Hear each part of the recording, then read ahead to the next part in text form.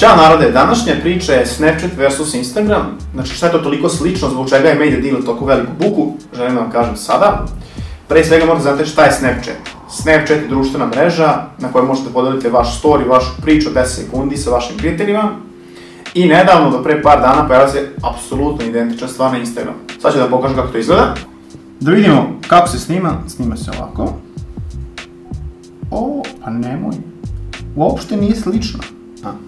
Možemo tekst da povećamo, da ga okrenemo. Tako može isto i ovde.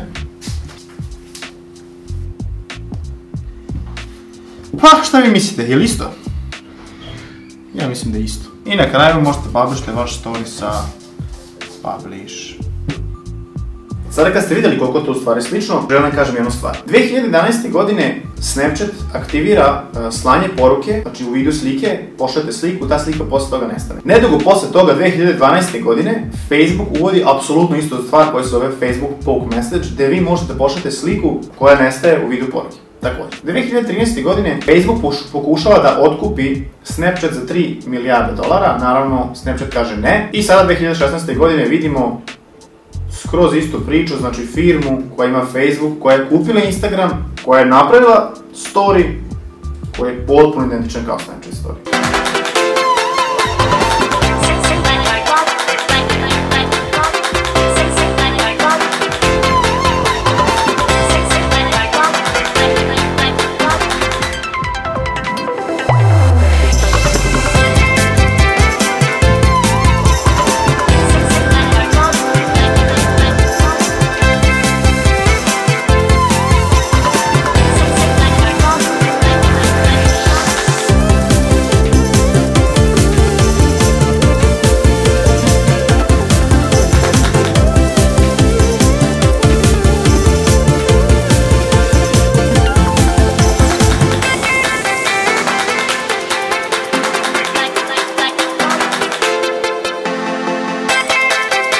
Sad kako će se ovaj rad završiti i šta će biti, ja ne znam, ali za to vreme možete zapratiti nas na Instagramu, Stuberi, pa ljudi vidimo se, ćao.